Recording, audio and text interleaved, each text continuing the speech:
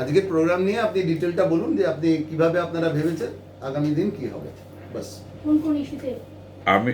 আমরা committee, executive কমিটিতে গত 13 তারিখ একটা সিদ্ধান্ত নিলাম কি আমরা 31 তারিখে নো পারচেজ নো সেলে যাব।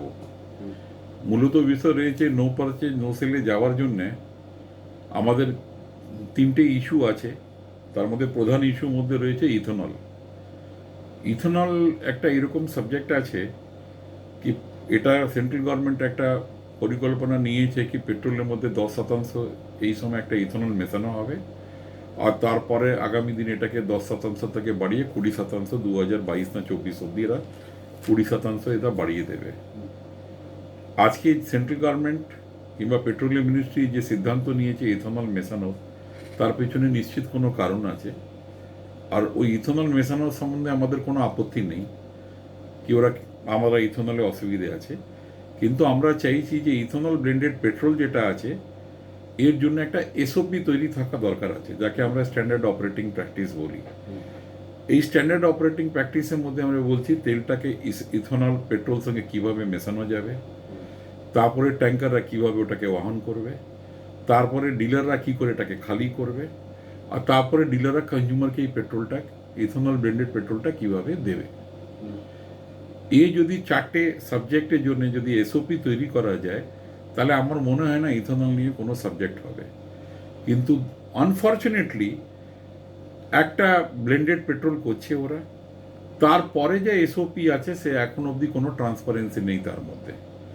তার ফলতে কী হয়ে যাচ্ছে, যখনই আপনার বৃষ্টিকালে দেখা যাচ্ছে, আর পশ্চিমবাংলায় বিশেষ করে এখানকার যে জিওগ্রাফিক্যাল আর আবহাওয়া অবস্থা রয়েছে সেখানে জল যেই আপনার এখানে বেশি হয় জলের স্তরটা বেড়ে যায়, আর তারপরে এখানে জলটা ট্যাঙ্কের মধ্যে সিপেস করে চলে যাচ্ছে।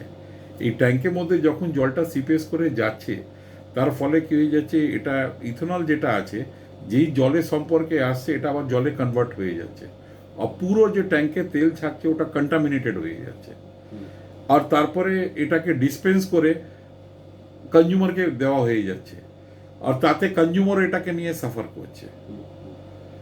এছাড়া এটা একটা হাইড্রোস্কোপিক প্রজেক্ট আছে, আপনারা দেখবেন এটা বৃষ্টির সময় যদি এটাকে নিয়ে আপনি দেখবেন ময়েশ্চার থেকে, এটাকে জল যদি নাও মেশে এয়ার ময়েশ্চার থেকে এটাকে দেখবেন এটাকে জলটা কন্টামিনেটেড হয়ে যায়। আমাদের বক্তব্যটা এটা রয়েছে কি রেনি সিজন এটাকে পুরো বন্ধ করে দেওয়া উচিত অন্তত পশ্চিমবাংলায়।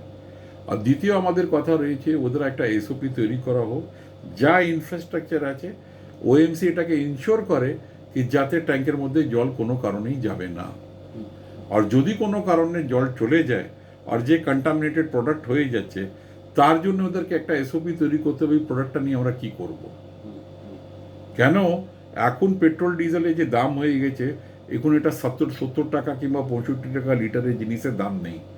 আজকে পেট্রোলের দাম 100 টাকা পেরিয়ে গেছে, মূলত এটা বহুত কস্টলি প্রোডাক্ট হয়ে গেছে।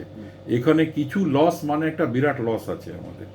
সুতরাং আমরা এটাকে দাবি দাওয়া করলাম, এর পরিপ্রেক্ষিতে আমরা সব জায়গায় চিঠি পাঠালাম। আমরা ওয়েস্ট বেঙ্গলে এসএলসি স্টেট লেভেল কোঅর্ডিনেটরকে চিঠি পাঠালাম, আমরা প্রশাসনকে চিঠি পাঠালাম, আমরা হরদীপ সিং পুরী পেট্রোলিয়াম মিনিস্ট্রির মাননীয় মন্ত্রীকে ওনাকে পাঠালাম, কিন্তু আমরা তারপরে কোনো সুরা পাইনি। আর স্টেট লেভেল কোঅর্ডিনেটরকে চিঠি দেওয়ার কি আপনি আমাদেরকে ডাকুন, কোনো ওরা আমাদেরকে নিয়ে এই সাবজেক্টে মিটিং করতে চাননি।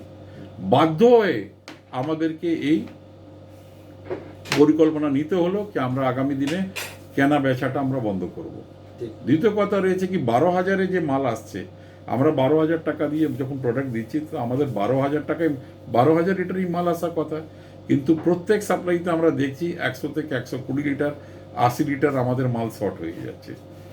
আবার বলবো এখন পেট্রোলের দাম ডিজেলের দাম সেই পরিমাণে নেই যে 60 টাকা 65 টাকা 55 টাকা আছে। আজকে আমাদের 10 লিটার যদি আমরা পেট্রোল ডিজেল হারাই তাহলে আপনি জেনে নেবেন যদি ওটাকে 100 টাকা দিয়ে যে গুণ করে যায় তা টাকা পরিমাণটা অনেক বড় হয়ে গেছে।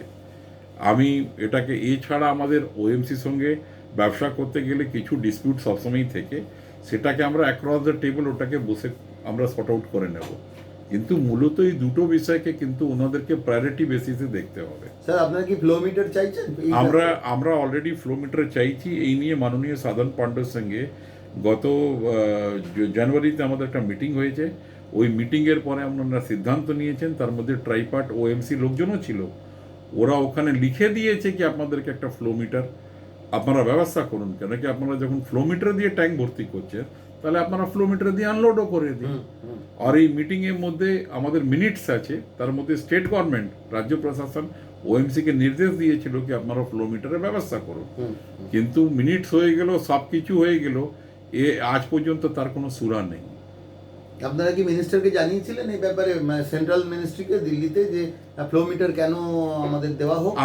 আমরা ফ্লো মিটারের জন্য আমরা একটা সাজেশন দিয়েছিলাম কি এটা ফ্লো মিটার হওয়া দরকার আছে, আর আমরা মন্ত্রীকে এটা মাননীয় মন্ত্রীকে আমরা জানিয়ে দিয়েছিলাম কি আপনারা এরকম এটাকে টেক আপ করুন কি আমরা 1% মোটামুটি আমরা প্রত্যেক লোডে পাচ্ছি শর্ট সাপ্লাইটা 12,120 লিটার। 120 লিটারকে যদি আপনি 105 দিয়ে গুণ করেন তাহলে 12,000 টাকা হয়ে যাচ্ছে, অথচ আমি টোটাল কমিশনটা পাচ্ছি 12,000-এ 30,000 34,000, তার মধ্যে 12,000 টাকা যদি আমার লস হয়ে যাচ্ছে তো আমার তো অপারেটিং কস্ট থেকে নিয়ে সব পুরো ক্যালকুলেশনটাই আমাদের ফেল হয়ে যাচ্ছে।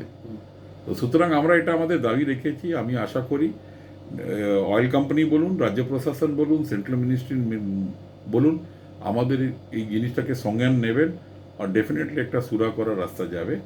আজকে আমাদেরকে সুব্রত মুখার্জি, যে আমাদের এখন ক্রেতা মন্ত্রী আছেন, সাধনবাবু যে মুহূর্তে অসুস্থ রয়েছেন, ওনার সঙ্গে দেখা হয়েছে, আমরা ওনাকেও চিঠি দিয়েছি, উনিও বলেছেন আমরা ওএমসির সঙ্গে বসবে।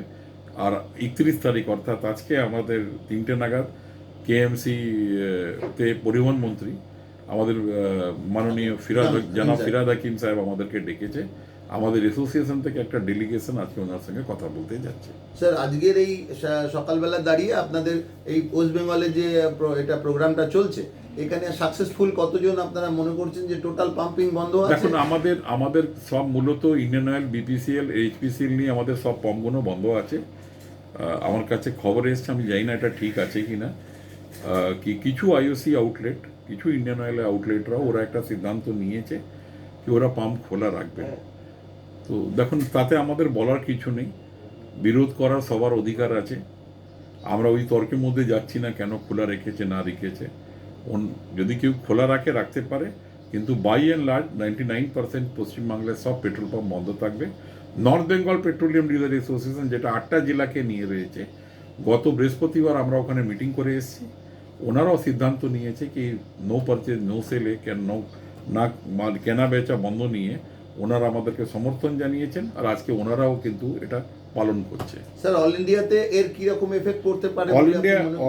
অল ইন্ডিয়াতে আমি এটাকে কথা হয়েছে, আমরা অল ইন্ডিয়াতেও সব জায়গা দুর্ভোগ করছে, সব জায়গা ওনারা পোস্টার লাগিয়ে দিয়েছে, আর পোস্টার লাগিয়ে ওরা বলছে ক্রেতাদেরকে অ্যাওয়ারনেস করছে।